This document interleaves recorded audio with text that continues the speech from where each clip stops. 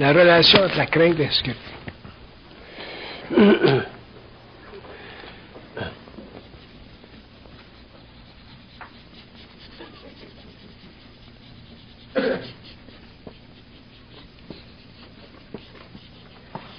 Ils disent que la crainte, fondamentalement, ça vient de l'âme. L'insécurité, c'est psychologique. Je vais étudier ça avec vous autres pour vous.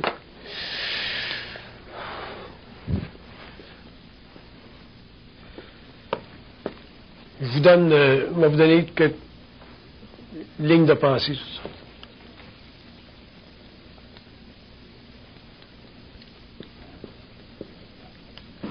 La crainte, c'est souvent lié à des pulsions fondamentales, irrationnelles. Tandis que l'insécurité, c'est culturel, c'est psychologique.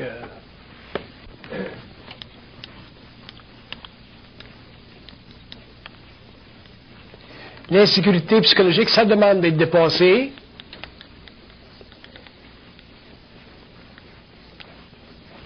La crainte, ça demande d'être maté. C'est deux vibrations bien différentes. Maté, ça veut dire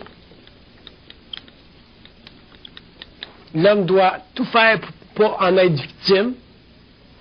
Puis dans le cas de l'insécurité,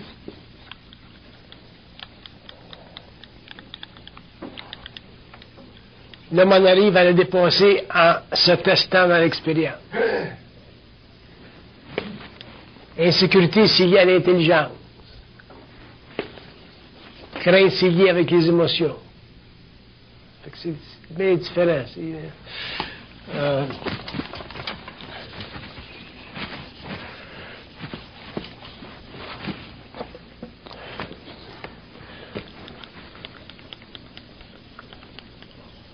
La crainte a tendance à nous paralyser. L'insécurité a une tendance à nous faire prendre de mauvaises décisions. Ça nous défonce bien, c'est vrai. La crainte, ça peut être incontrôlable. L'insécurité, ça se contrôle toujours.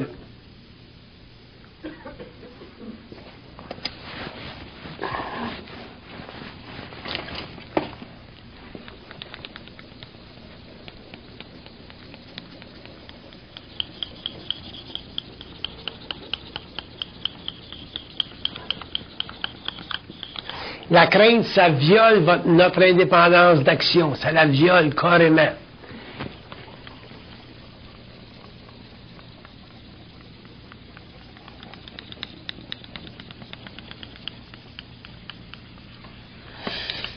L'insécurité, c'est réellement un manque de centricité de notre part au niveau de l'ego. Fait que c'est bien... c'est différent. La crainte, ça peut être dangereux à long terme, pendant des situations.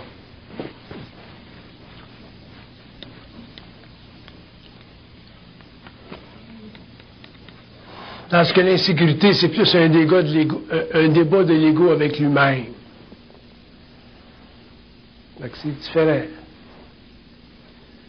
Si on regardait dans la salle, là, si on faisait une étude de la crainte chez elle, l'insécurité chez elle, la crainte chez elle, la crainte chez lui, l'insécurité, on verra qu'il y a des, c'est tout différent, c'est tout... C'est pour ça que c'est important pour l'homme éventuellement d'étudier la vie, sa vie ou la vie des autres à partir des plans, parce que la pensée humaine est trop limitée. On a besoin d'être expliqué, le phénomène humain. On ne peut pas seulement y penser parce qu'on arrive éventuellement à tourner en rond. C'est comme les gens qui s'analysent tout le temps. Tu peux t'analyser forever. T'sais. Alors que l'homme doit savoir comment ça marche telle chose, comment ça marche la machine humaine, comment ça marche le psyché, comment ça marche les rêves, comment ça marche la pensée, d'où ça vient la pensée. Pourquoi est-ce qu'on a des pensées intelligentes, des pensées qui sont beaux, pourquoi est-ce qu'on a des craintes, pourquoi est-ce qu'on a de l'insécurité. On doit connaître tout de l'homme, de soi-même. Mais pour ça, il faut avoir une communication assez développée avec les autres plans, ou une grande intuition. Si on a une communication télépathique avec les autres plans, avec le plan mental, surtout le plan mental, je ne parle pas des entités astrales, du plan mental, à ce moment-là, tout devient très, très clair. Parce que là, tu tombes dans la science de l'esprit, puis puis le phénomène humain devient transcendé dans sa condition existentielle. Fait que ta vie, t'en comprends, t'es assis, t'es bien dedans, t'es capable de voir l'avenir sans nécessairement en voir tous les contours, puis t'es moins sujet à l'atrophie de ta conscience, t'es plus dans l'expansion de ta conscience. Tu vis plus par rapport à l'extérieur de toi-même, tu vis par rapport à toi, point final. Tu peux être en relation harmonieuse avec le monde, mais tu vis réellement par rapport à toi. Autrement dit, il n'y a plus de maître au-dessus de toi, ni dans le matériel, puis ni dans l'invisible. Un petit peu là.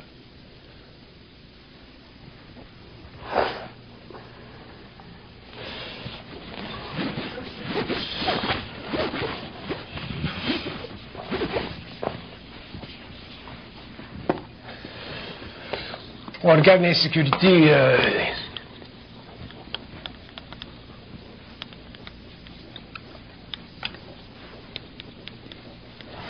Ils disent qu'une raison pourquoi il y a de l'insécurité dans l'ego, c'est parce que l'ego n'est pas suffisamment appointé à lui-même. Fait que si tu n'es pas appointé à toi-même, pour toutes sortes de raisons, ça peut être la culture, ça peut être la mémoire, ça peut être la mémoire de la race, ça peut être la façon dont tu as été élevé, et ainsi de suite. Bon, à ce moment-là, c'est difficile pour l'homme de ne pas vivre d'insécurité. Quand tu es très, très appointé à toi-même, à ce moment-là, l'insécurité, ça n'existe plus. C'est à ce moment-là que l'homme devient très, très créatif, puis que là, il peut pousser très, très loin les frontières de son esprit, puis de sa conscience, puis entrer dans un processus créatif qui n'a plus de fin, ça n'a plus de limite. Moi, un de mes plaisirs dans la vie, là, c'est de... Parce que je parle, je suis en communication avec du monde, je peux m'apprendre à parler avec du monde. Puis des fois, à travers les conversations, je regarde des choses, puis la vie, pour moi, là, c'est un petit peu comme une corde avec des... C'est un peu comme une corde avec des nœuds. Pas la vie, mais la conscience. C'est un petit peu comme une corde de même, là, puis tu as des nœuds sur la corde. Puis quand je suis en conversation avec des gens, ou que je lis des articles, des choses, d'un coup, il y a un problème que l'homme vit qui est comme un nœud. Puis on dirait que mon challenge créatif, c'est de faire éclater le nœud. Mais souvent, le nœud est très, très pas culte. Fait qu'à ce moment-là, je suis obligé je suis obligé de faire de l'écriture automatique ou faire de la télépathie directe avec les autres pour le comprendre. Puis souvent, si c'est trop compliqué, trop subtil, mais je suis obligé d'attendre des conférences pour le faire. Parce qu'il y a des couches, puis des couches. C'est comme des couches d'oignons. Mais effectivement, la conscience, c'est faite de nœuds. Puis quand tu élimines tous ces nœuds-là, quand tu n'as plus de nœuds dans ta propre conscience personnelle, l'insécurité, ça n'existe plus. Tu peux avoir de la crainte. Tu peux vivre une certaine crainte, parce qu'il faut que tu sois protégé souvent à travers des mécanismes de réflexe réellement animal pour te protéger. Fait que la crainte, il y a des sortes de craintes qui sont utiles dans la vie pour te protéger. Mais l'insécurité psychologique, ça ne devrait pas exister. Fait que l'homme a de la crainte, c'est normal, c'est très bon d'ailleurs. Quand tu es dans une cage à lion, il faut qu'il y ait un petit peu de crainte, sans ça, tu risques de te faire déchirer les pantalons. Tandis que l'insécurité, ça n'a pas sa place dans la vie, dans la conscience de l'homme. Fait qu'avec l'évolution, ça va disparaître. Fait qu'il faut comprendre que la crainte, c'est normal, l'insécurité, ça ne l'est pas. Fait que si quelqu'un me disait, bon, mais j'ai de la crainte telle affaire, mais j'ai la moins de problème avec ça que s'il me disait, bon, mais j'ai de l'insécurité avec telle affaire. Parce que c'est plus fondamental, c'est plus proche de la conscience animale de l'homme. Il peut y avoir des bonnes raisons d'avoir de la crainte. Tandis que l'insécurité, ça, il faut travailler ça, éliminer ça. Parce que ça diminue nos vies, ça diminue notre qualité de vie.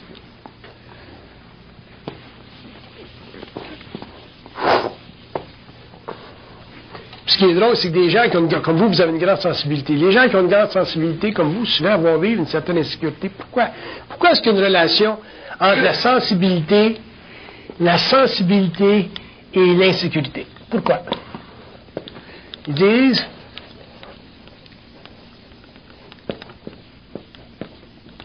Parce qu'ils disent la sensibilité, ils disent que c'est le contact avec une partie de soi qu'on ne contrôle pas. Quand on est sensible, quand on est des êtres sensibles, comme les artistes, ainsi de suite, qui ont des êtres sensibles, sont en contact avec une partie d'eux-mêmes, d'où ils reçoivent une vibration créative, mais qui ne sont pas capables de contrôler. Tu vois ça souvent, les artistes qui vont sur le stage, ils vivent des blocages, comment est-ce qu'on appelle ça? Le trac. Tu vas sur le stage, tu vis le trac. Il faut qu'ils se mettent en marche. En marche, là, après ça, ben, ça disparaît. Parce que moi, je vais sur le stage, le trac, j'ai pas ça. Pourquoi? Parce que j'ai une sensibilité, mais j'en suis pas victime à cause de la fusion. Fait que, il y a une relation entre la sensibilité puis l'insécurité. Et avec le temps, ça s'ajuste. C'est une affaire d'ajustement. Puis une des manières de corriger cette aberration-là,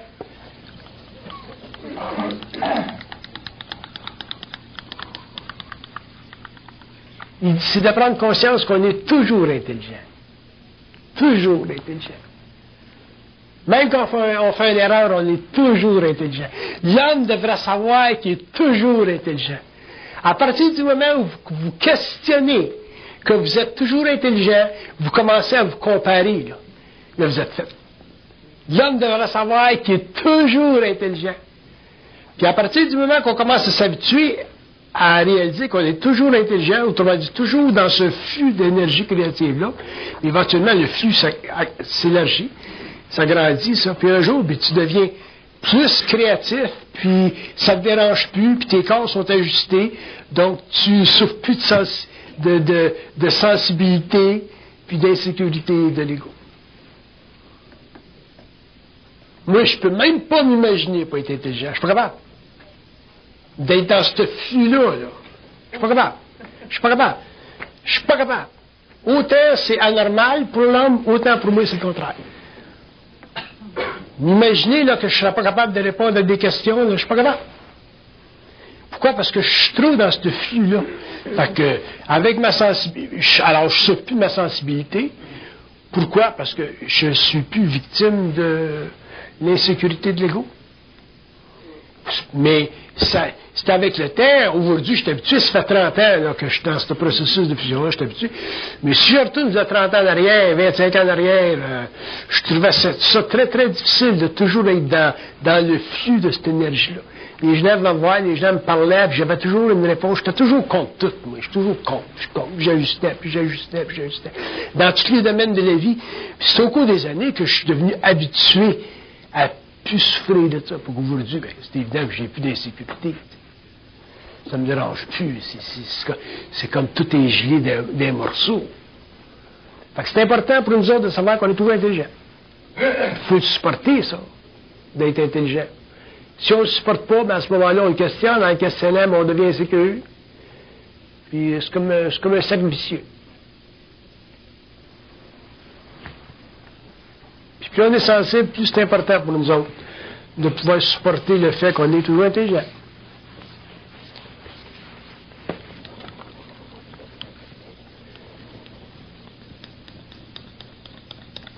Il dit être intelligent, ça ne veut pas dire que vous allez changer la société, ça veut dire que vous êtes capable d'être parfaitement ajusté à votre condition. Quand tu es parfaitement ajusté à tes conditions, tu es intelligent. Puis après ça, tu t'habitues à être de même. Puis après ça, tu t'habitues à être plus de même. Puis après ça, tu t'habitues à être plus de même. Puis c'est là que l'homme devient très créatif. Ça ne se fait pas tout d'un coup.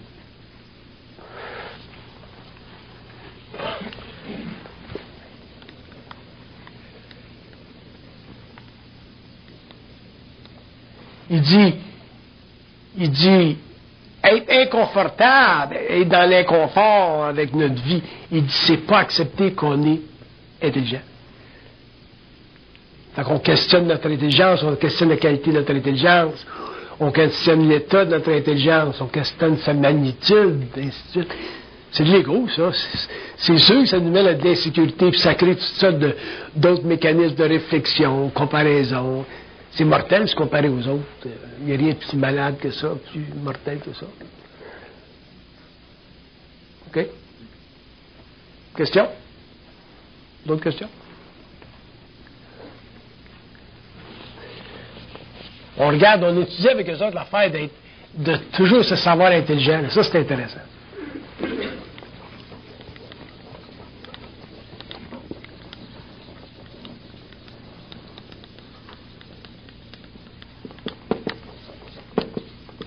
Il dit, se savoir intelligent, ça veut dire pas se questionner intellectuellement. Donc, pas se questionner au niveau de l'ego. Il dit, c'est évident, vous allez faire des choses qui ne sont pas correctes. Votre boss va dire, oh, t'es bien sans dessin. Mais ton boss, il ne sait pas que tu as fait quelque chose qui n'était pas correct parce qu'eux autres t'ont retenu ta mémoire. Ils t'ont bloqué temporairement ta mémoire. T'as oublié la filière. Mais le blocage de ta mémoire, ça vient des plans. Tu comprends? Fait que si tu comprends ça, que le blocage de ta mémoire, ça vient des plans, ça n'a rien à faire avec toi, à ce moment-là, ben, tu n'as plus de raison en tant qu'égout de ne pas te croire intelligent, puis de pas croire, puis de croire que ce que ton boss te dit quand il dit que tu n'es pas intelligent. Comprenez-vous ce que je veux dire? Des fois, vous avez des potes de mémoire. Vous oubliez le nom de votre mari. Tu as le nom de ton chat, mais tu oublies le nom de ton mari. Tu sais? Les autres s'amusent. C'est parce que vous n'avez pas de télépathie avec eux autres. Sans ça, si vous aviez une télépathie avec eux autres, vous direz, ben, comment se fait que j'oublie le nom de ton mari, de mon mari? Il dirait, bon, ben, après être patient. Comment dire? Il joue avec l'ego pour emmener, à entraîner l'ego petit à petit, à jamais questionner qui est tout intelligent. Même si tu oublies le nom de ton mari, tu es intelligent. Même peut-être que si tu oublies le nom de ton mari, c'est très, très intelligent. Tu comprends?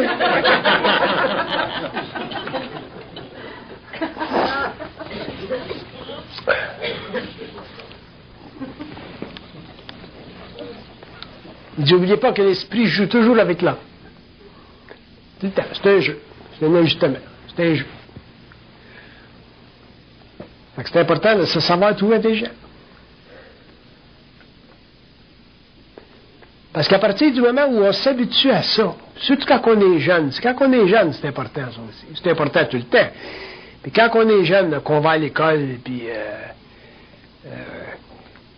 je regardais des filles qu'on connaît, nous autres, là, qui sont à l'université, là, puis quand ils sont rentrés dans leur première année d'université, ils se posent la question, ça va-tu marcher? Je suis assez intelligent pour l'université? Puis, puis l'ego, l'insécurité de l'ego.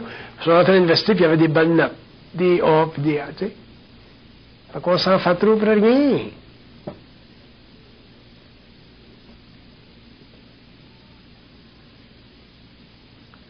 Je reviens tout de suite. Fait que c'est très important de savoir qu'on est toujours intelligent. Ça veut dire ça, qu'on est toujours dans l'intelligence. C'est pas évident, ça. C'est pas évident.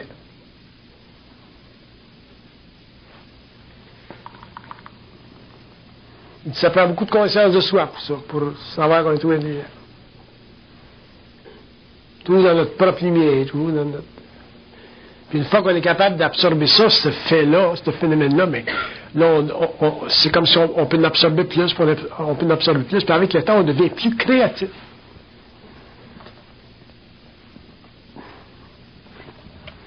Oui? Ceux qui souffrent de manque d'intelligence, est-ce qu'on peut considérer qu'il existe un remède contre ça, dans le sens que ça se cultive, dans le sens que l'oisivité de l'esprit, j'aimerais ça qu'on... L'oisivité de l'esprit. C'est intéressant, ça.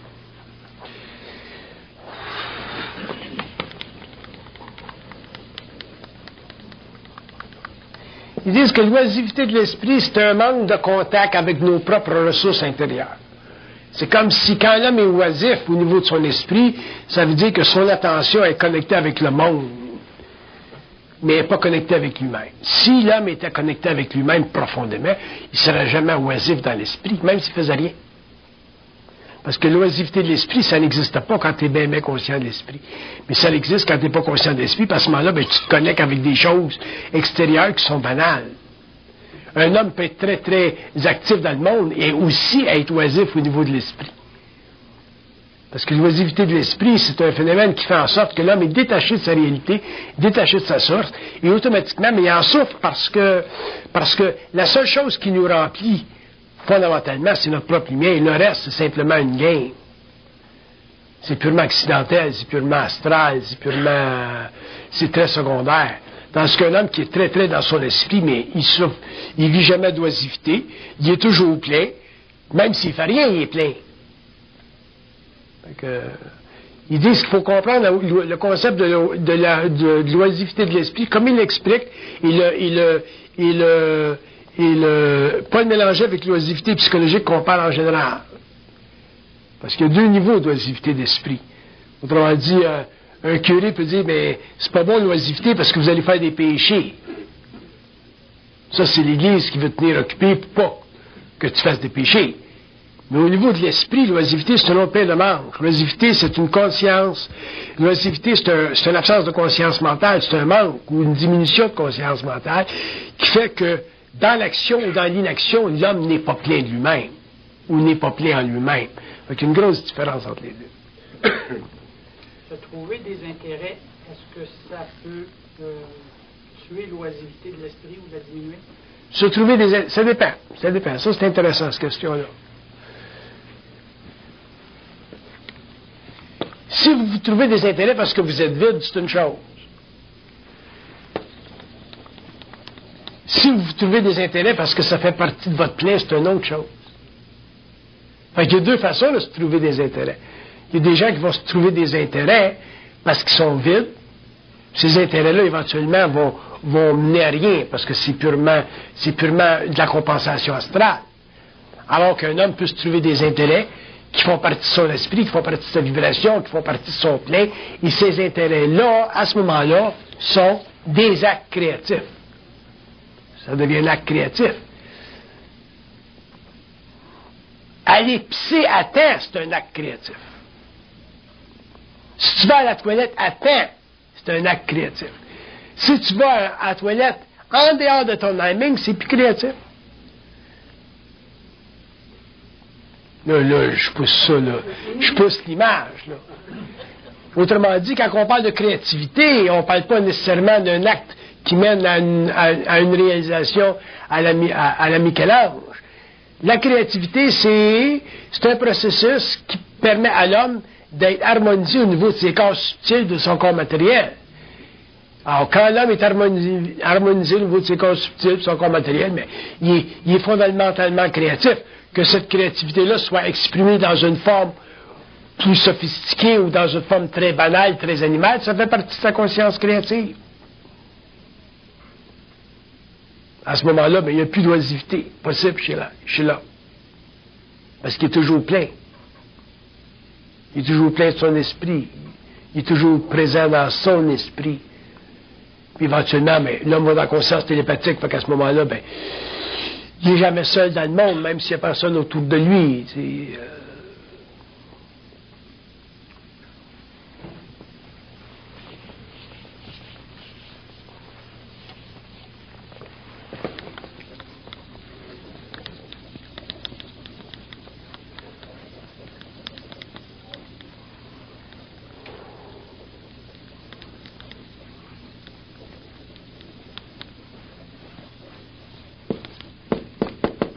Il disait, supposez tout comprendre de vos vies. Si vous ne comprenez pas tout de vos vies, c'est parce que vous ne vous donnez pas la peine de savoir que vous êtes intelligent.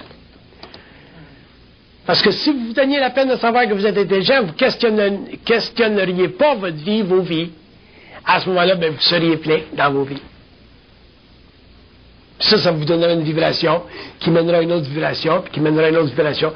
Parce qu'une fois que l'homme a atteint un certain niveau vibratoire, il passe à un autre, puis il passe à un autre, puis il passe à un autre.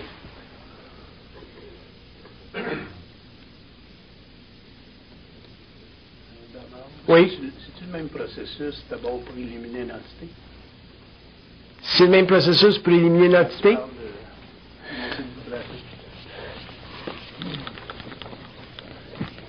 Il dit les entités ne sont pas le problème, c'est l'homme qui est le problème. Si l'homme connaît les lois occultes, l'entité elle saute. Si l'homme ne connaît pas les lois occultes, l'entité reste greffée à lui, parce que l'entité, ça fait partie de son inconscience astrale, ça fait partie de sa personnalité, ça fait partie de son inconscience planétaire existentielle. Si l'homme connaît les lois occultes, autrement dit, ce qui a été expliqué pendant des années de temps, à ce moment-là, il n'y a plus de problème avec les entités parce qu'il n'est plus capable de croire. C'est quoi le problème d'une entité dans la conscience de l'homme? C'est que l'homme croit. À partir du moment où tu crois, tu vis un certain niveau d'entitisation. Tu es astralisable. Tu n'es pas supposé de croire. Croire, ça fait pas partie. Croire, ça fait partie de l'évolution, ça ne fait pas partie de l'évolution. Un homme conscient ne peut pas croire. Croire à quoi? Fait que si tu crois moindrement, à ce moment-là, tu as un certain niveau d'inconscience, tu as un certain niveau de vibration astrale, tu es à un certain point enraciné dans ton âme, puis automatiquement, tu vis une subjugation parce que, en tant qu'ego, tu as l'insécurité de savoir. L'insécurité de savoir, c'est ça ta croyance. C'est pour ça qu'ils mettent toujours une différence entre la connaissance et le savoir. L'homme de l'évolution, il cherche la connaissance. L'homme d'évolution sera dans le savoir. Ça ne se cherche pas du savoir, c'est là. Fait que le phénomène de la croyance, ça fait partie, c'est lié à l'insécurité de l'ego.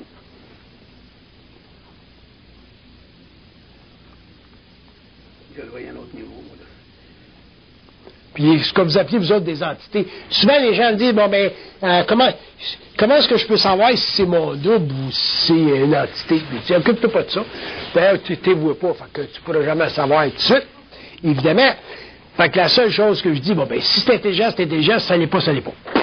Ça vient de régler ton problème. Fait que si tu sors avec une fille qui est bien belle, puis tu la rencontres un soir avec un beau noir, puis tu vis une grosse jalousie, puis tu te sens bien à petit cul, mais là, tu as un problème de jalousie. Fait que tu comprends?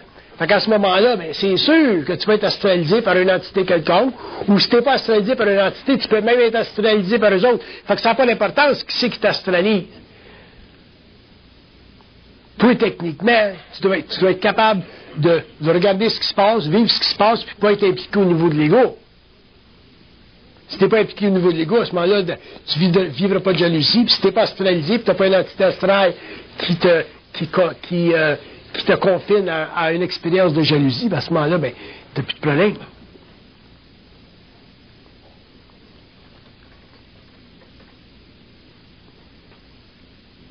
Je sais que c'est dur pour un blanc de voir sa belle blonde partir avec un beau noir.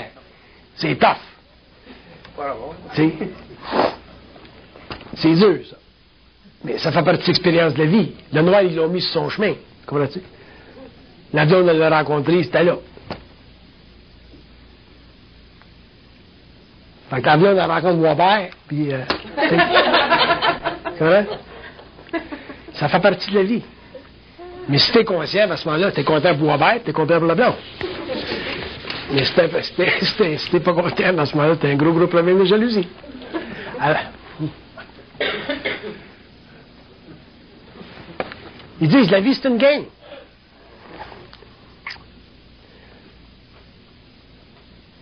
Là, vous allez dire, on peut-tu être sûr? Ça existe-tu, être sûr? Être sûr, ça existe. Il dit, quand tu es sûr d'être sûr, c'est parce que tu n'as plus d'insécurité. Fait qu'à ce moment-là, ils ne peuvent plus jouer sur tes nerfs. Fait que c'est pour ça que tu es sûr d'être sûr. Être sûr d'être sûr, c'est parce que tu as été tellement lavé, cleané, nettoyé. Il n'y a plus de poussière. Fait que, ils n'ont plus besoin de passer le balai. C'est ça, être sûr d'être sûr. En attendant, ils peuvent toujours passer le balai. On appelle ça l'évolution.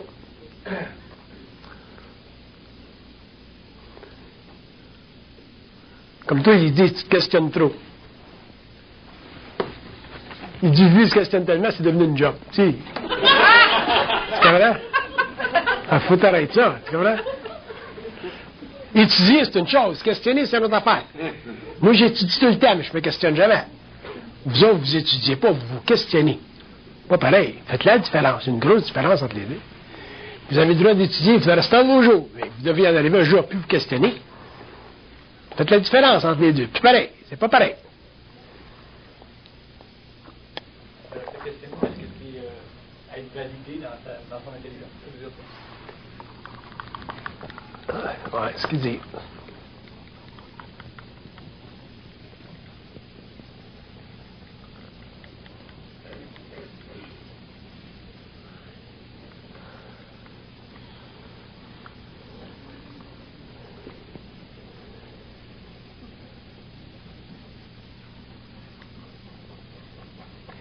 Il dit se questionner, il dit c'est pas avoir... Comment est-ce qu'il me dit ça? Il dit c'est pas avoir la certitude d'accéder à la source avec instantanément. C'est ça, questionner. C'est ça, se questionner. Oui. Hein? Se questionner, c'est pas une sécurité. C'est de l'insécurité. Ben oui, c'est collectif, c'est sûr. Se questionner, c'est un corollaire de l'insécurité. Moi, quand j'ai ça dans la conférence, je sais pas ce que je vais dire, je sais pas ce que je vais faire. Je suis obligé d'aller au tableau et savoir ce que je vais dire. En soir, on veut parler de ça. OK. Rouvre la chanteuse, puis je vais en parler. Mais si je m'en viens de chez nous, puis je dis, qui c'est que je parle à ça, elle va dire, c'est pas de tes affaires. Fait qu'à ce moment-là, ben, tu peux pas être d'insécurité. Si tu as de l'insécurité dans un cas de même, là, tu vas être bien malheureux. Là, t'as les petits, t'as le trac. Là, ils vont jouer avec mes nerfs. Ouais.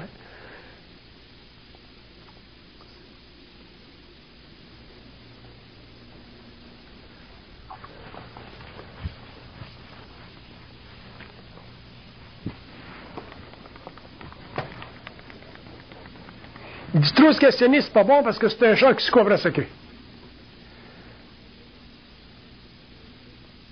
Là, il faisait une joke. Il dit, lui, il a une grosse queue. Mais c'est une joke. C'est une joke. C'est une joke. Autrement dit, il se questionne mieux que beaucoup. Tu sais, on dit, oh, ils sont comiques, tu sais.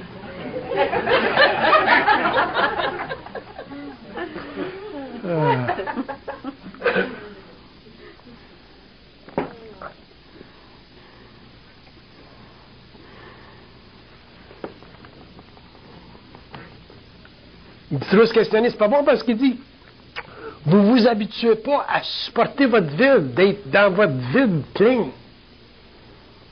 C'est tout l'intellect qui fait d'overtime, l'intellect qui fait d'overtime. Tu peux pas te comprendre en te questionnant. Comment est-ce que tu te comprends?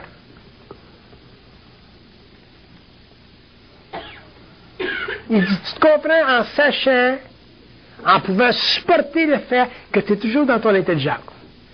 Fait que tu fais une gaffe. Ton boss, il dit, t'as pas été intelligent, t'as oublié à payer. C'est grave de supporter le fait que t'es toujours dans ton intelligence. Tu vas en arriver à te comprendre. Tu vas en arriver à te saisir à saisir que ça fait partie de ta vie, ça fait partie des trucs qui jouent entre toi et les plans. Fait que tu vas mettre de côté l'insécurité. Puis comme ça, puis éventuellement, tu développes une fondation solide.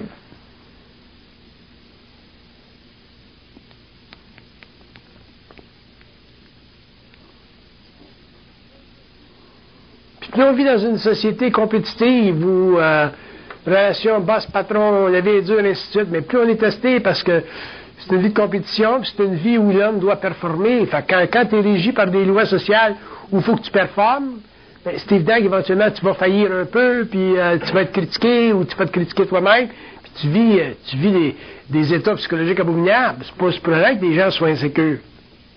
Mais c'est toutes des illusions, ça. Le boss, il ne sait pas. Le boss n'est pas supposé de savoir que tu te sais intelligent, même si tu oublies à filer.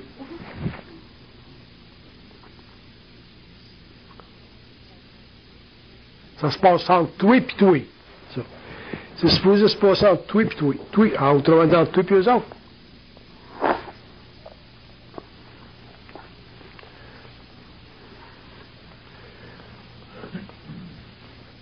C'est comme le phénomène de la créativité. Comment ça marche?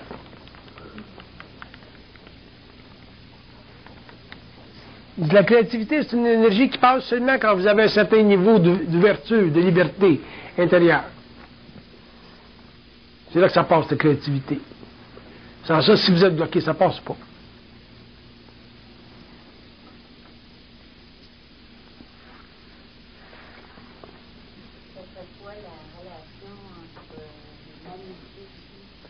Entre quoi? Le magnétisme, dans quel sens? Dans le sens où l'insécurité va affecter le magnétisme, empêcher la créativité. L'insécurité, ça bloque toujours. Ça bloque toujours la créativité. Parce que le magnétisme, c'est simplement l'accordement des corps subtils. C'est ça du magnétisme. Quand tu as beaucoup de magnétisme, parce que le mental est à la bonne place, l'émotion est à la bonne place, le corps éthérique est à la bonne place, le corps physique est à la bonne place, tout ensemble, ça crée une plateforme consistante avec tout le processus créatif de l'homme. C'est ça du magnétisme. Quand on dit, par exemple, tel gars ou telle fille, ils ont du charisme, c'est parce que au niveau mental, émotionnel, ça se tient toute l'affaire. Physique, ça se tient tout. C'est ça du magnétisme. Mais en réalité, ce qu'on appelle la créativité, c'est le mouvement d'énergie à travers des corps qui sont le plus possiblement ajustés. Donc, des individus qui ont un magnétisme positif. Ça sert, ça, c'est...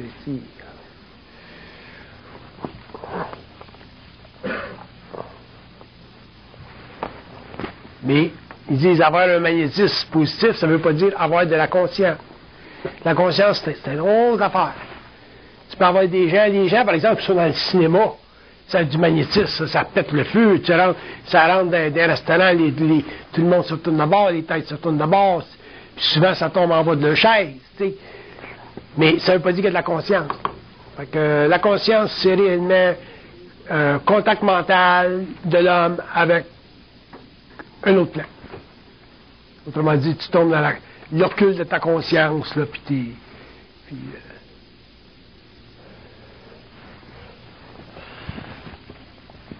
le magnétisme, ça n'implique pas nécessairement conscient. Est-ce que pour un être conscient, le magnétisme deviendrait un outil de travail? Pour un être conscient, le magnétisme est l'expression de sa conscience. Fait qu'à ce moment-là, ben, ça devient une mesure de sa présence dans le monde.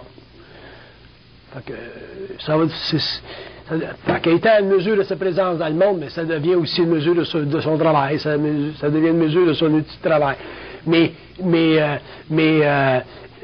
son intérêt n'est pas là. Ça fait simplement partie de l'ajustement de ses corps et de la projection dans le monde. Et c'est une mesure de sa conscience.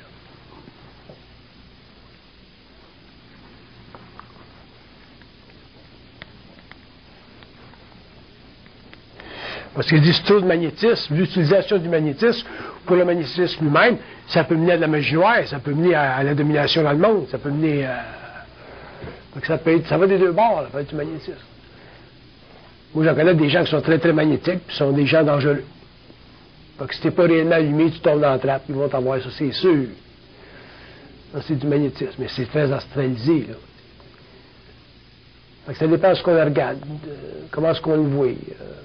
Ce qui doit primer chez l'être humain, c'est sa conscience. Le reste, ça se fait tout seul. Le magnétisme, il se développe naturellement après. Tandis que si une personne cherche à devenir magnétique à ce moment-là, il va entrer dans des processus de manipulation, des processus de conquête, des processus de domination, ainsi de suite, de son environnement. La magie noire, c'est ça. La magie noire, c'est du magnétisme astral.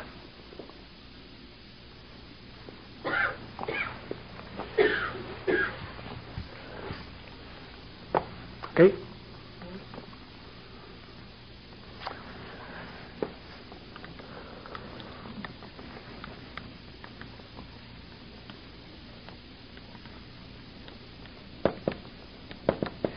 Ils disent, quand vous êtes insatisfait avec ce que vous faites ou ce que vous avez fait dans la vie, ils disent, cherchez-vous des points de repère, des points de repère. Qu'est-ce que ça veut dire, ça?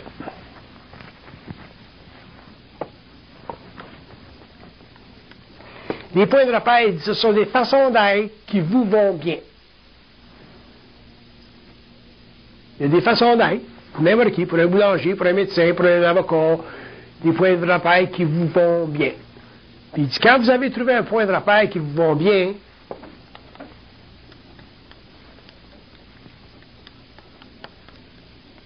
il dit, cherchez à en profiter le plus longtemps possible, jusqu'à temps que votre vibration change, pour que ça vous soyez amené plus loin dans votre développement, dans votre recherche, puis dans votre perception de vous-même.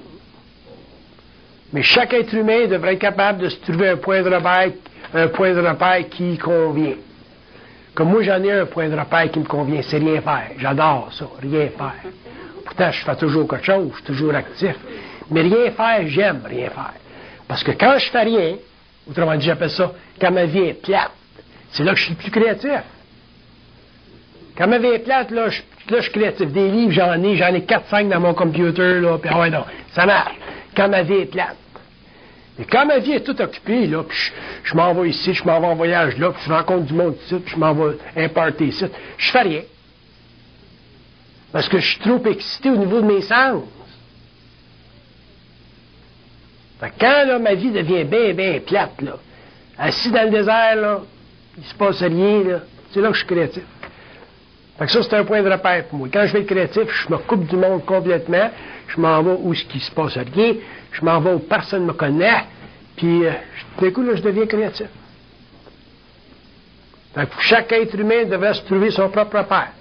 Puis quand vous allez découvrir votre point de repère, à ce moment-là, c'est là que vous allez commencer à sentir, votre créativité, parce que votre esprit pousse, là.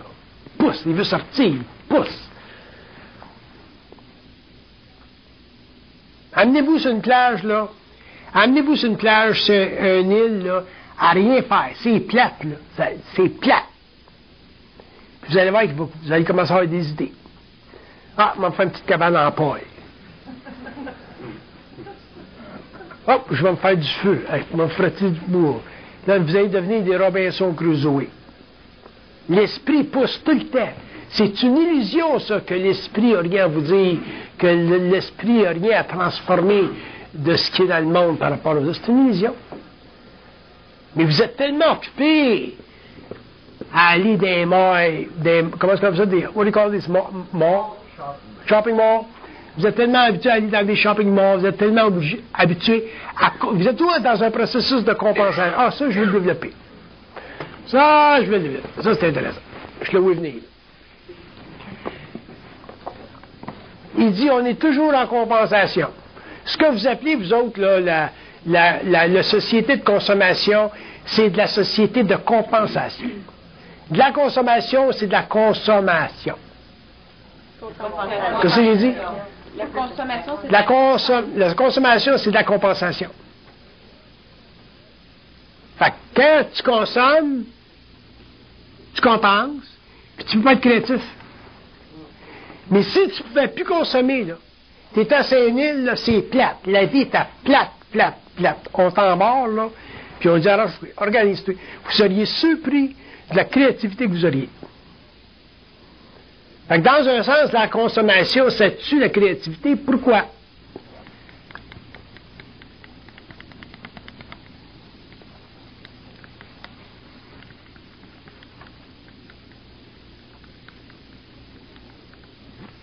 Il dit, parce que là, on a de la difficulté à ce moment-là à s'atteler à une vibration qui sort de l'ordinaire, une vibration plus haute.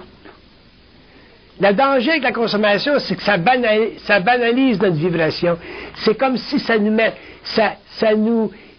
de nous autres des êtres humains homologués. Homologués. On est tous pareils. Là, j'étais allé en France dernièrement, là, tu vas en France, là, si tu es rendu la France, ça s'en vient comme les États, là. Tu arrives au coin de la rue, il y a un gros géant, là, il y a un gros shopping mall, puis les Français se plaignent de ça, là, mais ça va venir graduellement. Les shopping malls, les gros centres d'achat, comme ici. La vie s'en vient de plus en plus comme ici, comme en Amérique. Les buildings modernes là, qui n'ont pas d'allure, parce qu'ils ne connaissent pas ça, l'art réel, l'architecture moderne américaine. Là, il y a certains endroits, c'est beau, mais en général, souvent, ça a l'air réellement dégueulasse. Le moderne européen, là. Oui. Est-ce que c'est possible que, mettons, un contexte de travail, ça s'avère être de la compensation?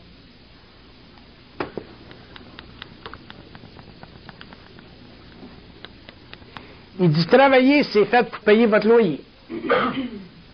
C'est fait pour vous nourrir. C'est essentiel à votre nature animale. À l'intérieur de ça, il peut y avoir une certaine créativité. Mais il dit, elle est toujours régie par votre civilisation.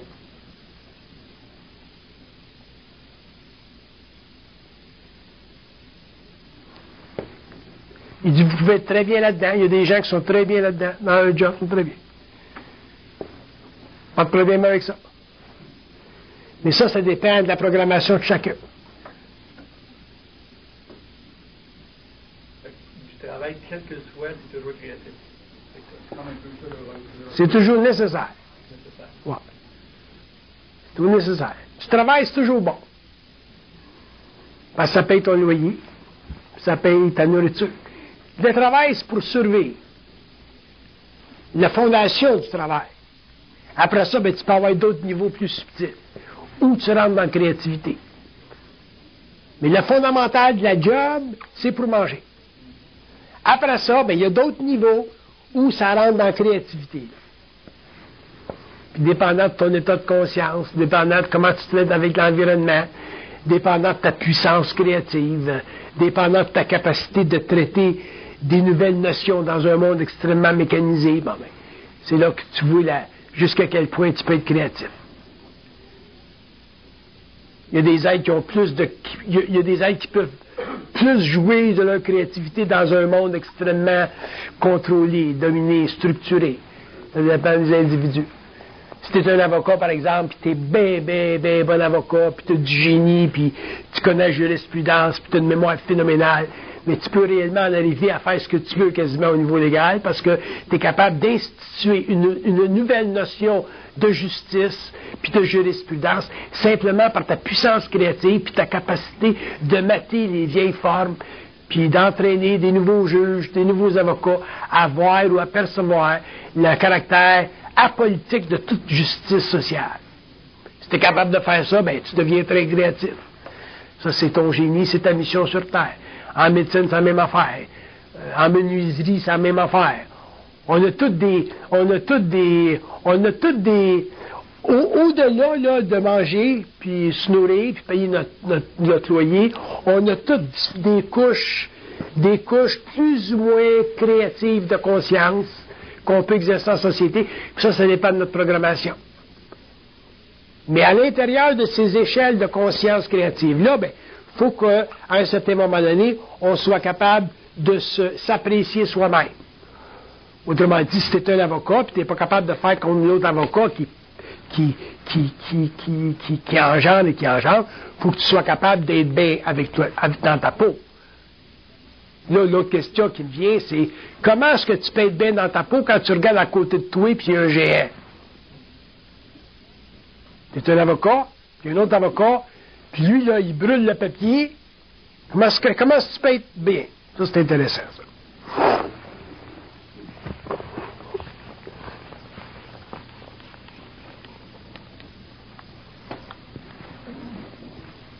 Il dit chaque être humain a un potentiel énergétique qui doit brûler.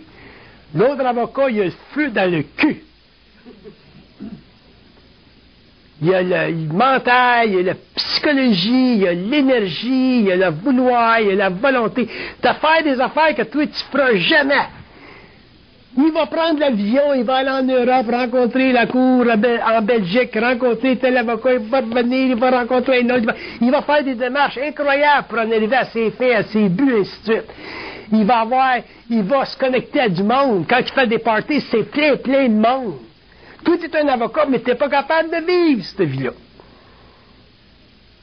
Toi, tu veux être avocat, tu veux pratiquer comme tu veux, à ton niveau, aller jouer au golf. Lui, il ne joue jamais au golf. Il est toujours dans la poursuite de son excellence. Toi, tu es dans la poursuite de ta paix. Pas pareil.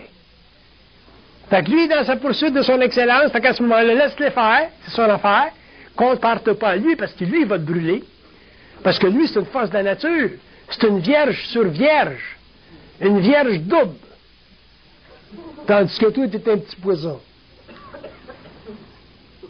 Fait que reste poisson. Essaye pas d'être une vierge quand tu es poisson. Tu vas être correct. Mais c'est de là, Bernard, que tu dis qu'il n'y a pas de petitesse. C'est pour ça qu'il n'y a pas de petitesse. C'est ça. C'est pour ça qu'il n'y a pas de petitesse.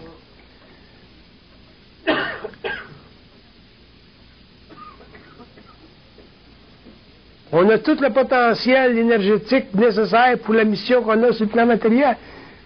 Moi, je regarde du monde, là, puis je me dis, c'est des forces de la nature. Ça n'arrête pas. Il y a un gars que je connais à Québec, là, ça, quand il me, comment est-ce qu'on dit ça, when you shake your hands? Quand il me serre la main, là, il me brise la main, là, tu sais. C'est normal, là, lui, là, il fait ce bonjour, comment ça va, là. Il brise la main. J'ai dit, prends un break, là. J'ai dit, je pourrais plus écrire tout à l'heure, là. Une force de la nature. Incroyable. Dès comme ça s'arrête pas. T'arrêtes pas ça, un train.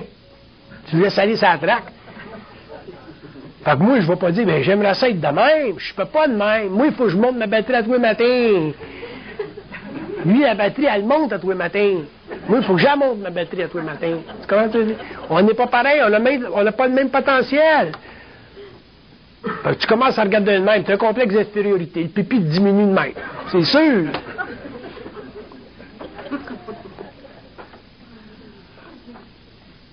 C'est quoi le point où l'outil que l'homme... C'est quoi le point où l'humain renverse ce qu'il donnait? Le point? Ouais.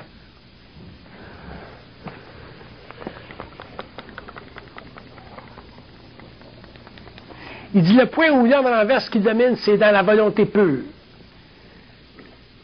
Mais il faut que tu saches ce que tu veux. Puis après ça, ben, tu y vas full speed ahead. C'est la volonté intégrale.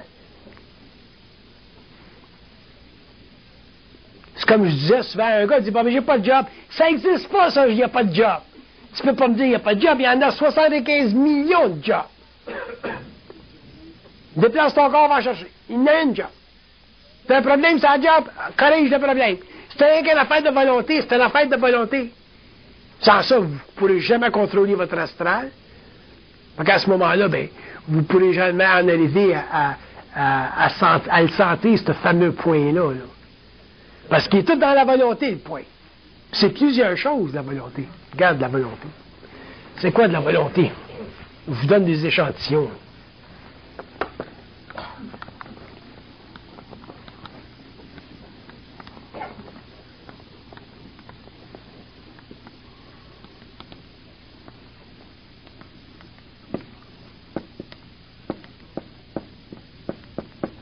La volonté, ça peut être, ça c'est intéressant, ce côté-là, la volonté, ça peut être de ne pas opposer notre nature à des conditions extérieures. Ce que ça veut dire, ça, c'est qu'un gars, je te donne un exemple. Un gars va dire, bon, ben, je perds toujours mes jobs parce que je suis pas capable d'arriver à 9 h le matin. J'essaie d'arriver à 9 h le matin, je suis pas capable. Puis il perd ses jobs, puis il perd ses jobs. Un jour, s'il veut garder sa job, il va falloir qui ne s'oppose pas aux conditions extérieures. Donc, pas s'opposer aux conditions extérieures, ça veut dire 9 h le matin, il faut que tu rentres, il faut que tu te crisses en bas du lit. Comment que ça prendra 3 heures pour te crisser en bas du lit? Il faut que tu prennes tous les moyens pour te crisser en bas du lit. Tu vas casser ça, tu vas rentrer dans le point. Parce que tout ça casse. Mais si tu ne fais pas ça, puis tu ne t'opposes pas ta nature, autrement dit, tu laisses ta nature s'opposer aux conditions extérieures, tu ne pourras jamais arriver à 9 h le matin. C'est comme les gens ça, qui veulent arrêter de fumer, ils ne sont pas capables d'arrêter de fumer. Tu veux-tu arrêter de fumer ou tu ne veux pas arrêter de fumer? Là, vous allez toutes me donner l'histoire que c'est de la drogue. Là, c'est que c'est de la drogue. Mais quand c'est le temps d'arrêter de fumer, parce que tu veux arrêter de fumer, t'arrêtes de fumer. Moi, j'ai fumé pendant 44 ans, puis j'ai arrêté le lendemain, c'était final, c'est comme si j'avais jamais fumé de ma vie. C'est sûr, mon corps a eu un choc, puis tout ça, là, mais encore, ça s'ajuste. Fait que ça, c'est le point, ça. Le gars dit, je suis pas capable d'arrêter de boire. T'es toujours capable d'arrêter de boire.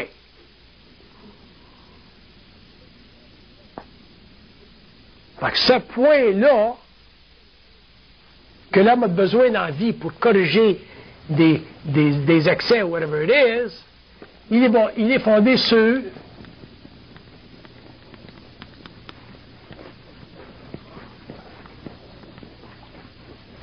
il dit un besoin fondamental de rendre sa vie meilleure. Fait que si tant que tu ne l'as pas atteint, ce point fondamental-là de rendre ta vie meilleure, tu ne le feras pas. C'est pour ça que souvent, le gars, il faut qu'il ait le cancer avant d'arrêter. Quand il y a le cancer, là, puis le médecin dit, bon, ben, il faut que tu arrêtes de fumer, il dit, OK, doc, t'arrêtes de fumer. Mais tant que tu n'as pas eu le cancer, ça fait 15 ans, le cancer est 15 ans plus loin, il va fumer. La boisson, c'est la même affaire. Courir après les femmes, c'est la même affaire. Whatever, ce qu'on fait dans la vie. On dirait que c'est la souffrance qui nous donne cette volonté-là, ce petit coup de pouce-là. On n'est pas capable de fonctionner là, de manière what do you call it, preemptive? Préventive. Il faut avoir le cancer, il faut mourir, il faut être rejeté de la société, il faut devenir paria. C'est l'affaire.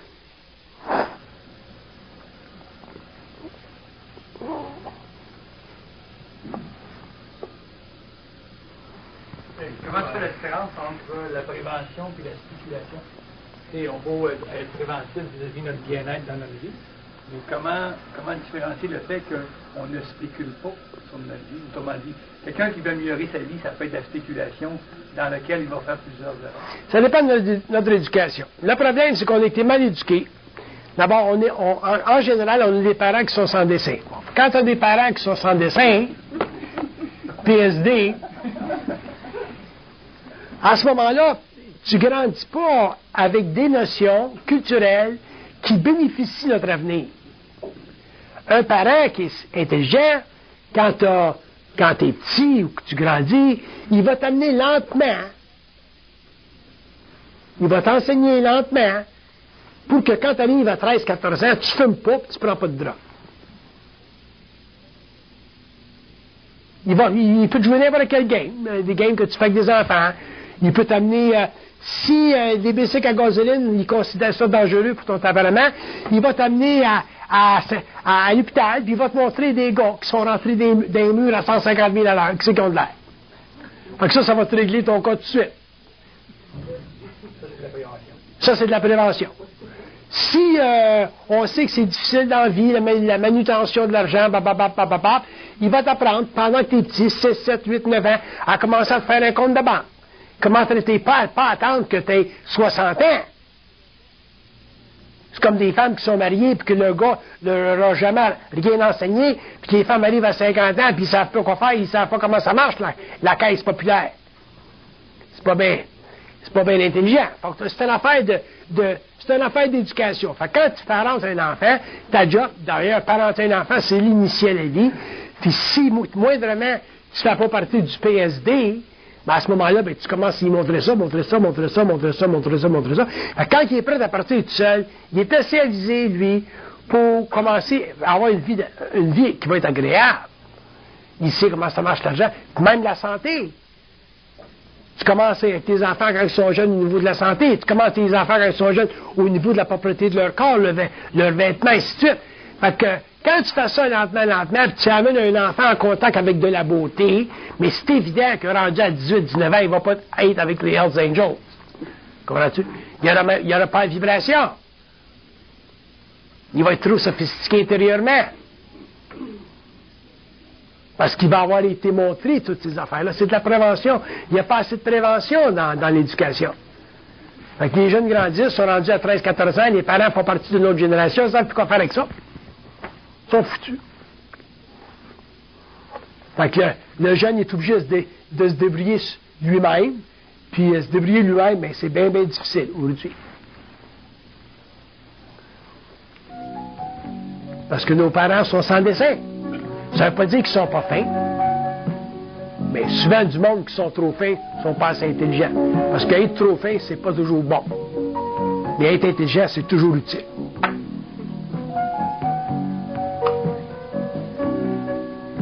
Les parents trop fins, là, ça ne désastralise pas des enfants. Ça rendu, le gars, il fait son affaire à 17, 18, 19 ans, il est rendu à plus ça, puis la bonne femme, elle pleure. Elle pleure devant le juge, puis elle dit, bon, mais j'ai fait mon possible pour mon petit. Pourquoi? Parce qu'il y a un manque de prévention. Je l'ai déjà dit.